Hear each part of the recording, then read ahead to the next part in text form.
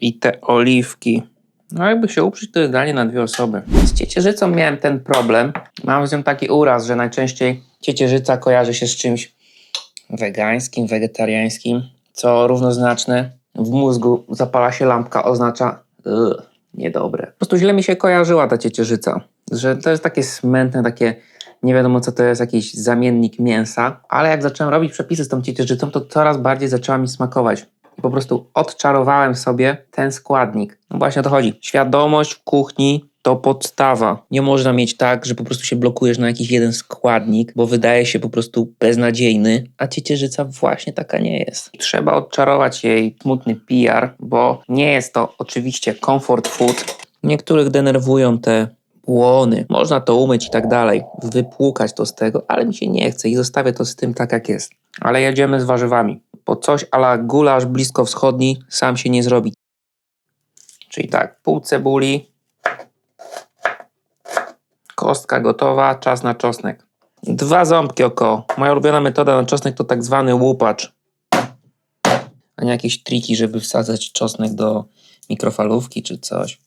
Cebula jest, czosnek jest, ale dodatkowym składnikiem, który spoi to i będzie daniem bliskowschodnim jest harissa.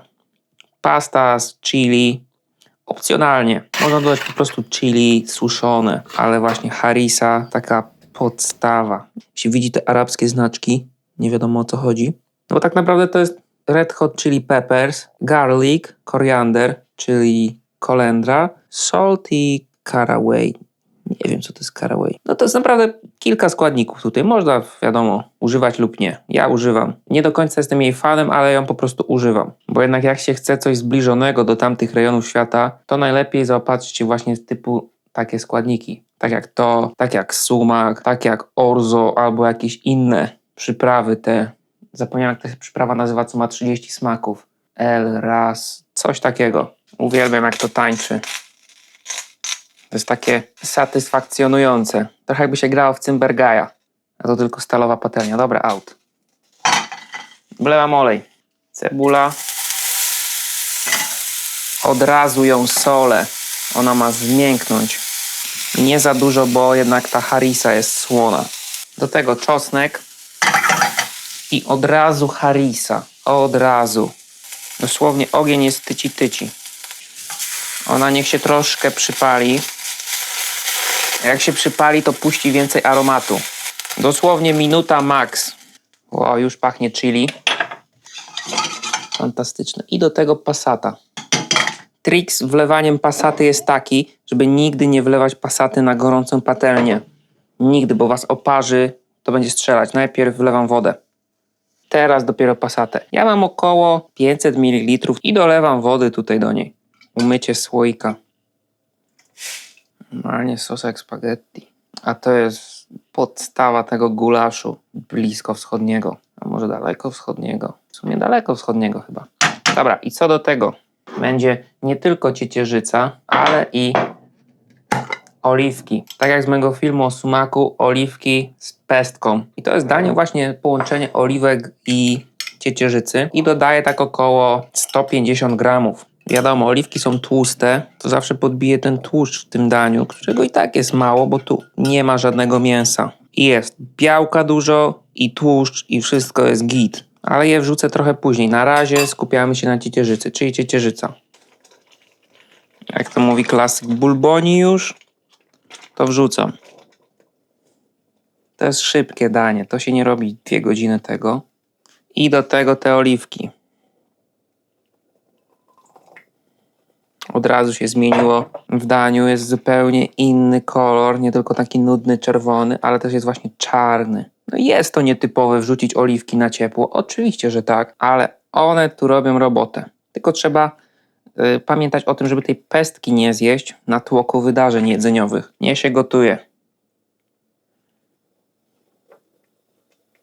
Żeby tego gulaszu nie jeść z jakimś chlebem, to ja po prostu ugotuję orzo, czyli makaron. Możecie już zobaczyć jakiś film, jak nagrałem o tym na pewno. Makaron, który jest po prostu z pszenicy. Wygląda jak ryż, I jest bardzo fajny właśnie do dań takich, żeby podać go obok sosu i potem pomieszać z tym sosem i zrobić właśnie coś takiego fantastycznego jak połączenie tego i jakiegokolwiek sosu. A to jest tylko orzo. Ono się gotuje 12 minut, coś takiego. Wrzucam orzo. A do sosu daję liść laurowy 1.